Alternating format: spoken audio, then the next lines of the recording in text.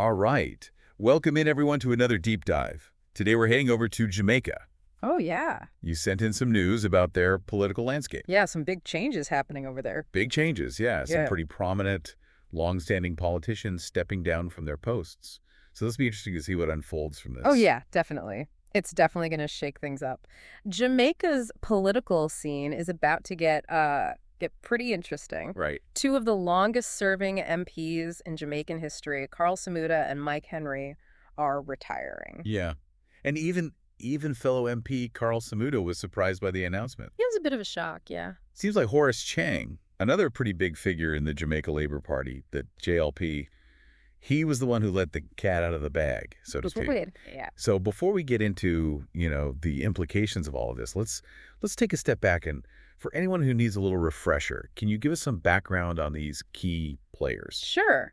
So you've got Karl Samuda. He's 82 years old, and he has been a member of parliament for a very long time. Yeah. Decades. In fact, both he and Mike Henry, who is 89, are tied for the longest-serving MPs ever in Jamaica. Wow. Both have been mainstays in the JLP for decades.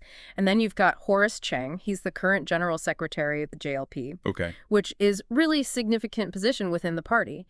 He's essentially responsible for the day-to-day operations and administration of the party. Okay, so he's kind of like the chief operating officer of the party, if you will. Yeah, exactly. You could say that. So we've got these two huge figures in Jamaican politics stepping down. I mean, it's got to be a pretty big deal, right? Absolutely. I mean, Yeah. this is a major turning point for the JLP. These Yeah. aren't just any MPs stepping down. They've shaped the political landscape for an entire generation. Yeah, their experience and influence can't be easily replaced, that's for sure. Right. So, I mean, what kind of impact do you think this will have on the JLP's direction going forward? That's the big question, isn't it? Who will step into their shoes?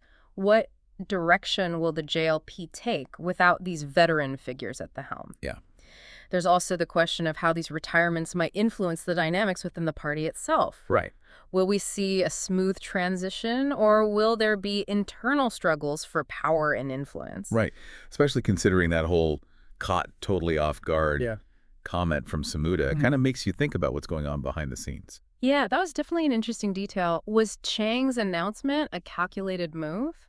Uh-huh. Maybe a power play within the party? Yeah. Or was it a genuine oversight? Yeah. It really highlights the fact that we're witnessing a pivotal moment in Jamaican politics. Yeah. The JLP is at a crossroads, and these retirements are just the beginning of what could be a significant period of transformation. Yeah, I mean, you mentioned Samuda and Henry kind of shaped the political landscape for a whole generation. Can you give us a bit more detail on what they focused on during their time in Parliament? Sure. Well, Karl Samuda, for example, he was a key figure in shaping economic policy, Okay. especially in areas like industry and commerce.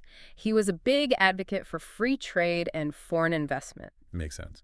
Mike Henry, on the other hand, he was a really powerful advocate for infrastructure development, Oh, okay. particularly in his constituency, Clarendon Central, which he's represented for over 40 years. He was really instrumental in pushing for projects like the construction of new roads and bridges and improving access to water and electricity. Wow, 40 years. That's incredible. Yeah, it really is. Okay, so we've got one focused on the economic side and one really focused on the development side of things. Exactly. So what happens next? What's the process when seats open up in Parliament in Jamaica? Typically, when a seat in Parliament becomes vacant, a by-election is held. Okay. This gives the constituents of that particular area the opportunity to vote for a new representative. Okay, so it's not like the party leaders get to just appoint someone to fill the vacancy. No, not in Jamaica. It goes back to the people. Okay.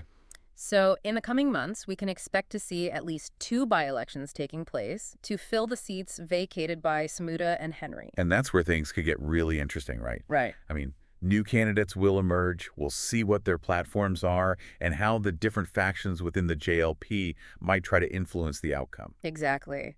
And we'll get to see if there are any, rising stars within the party who are ready to step up and take on these leadership roles. Yeah, it's almost like a whole new chapter is beginning in Jamaican politics. It really is.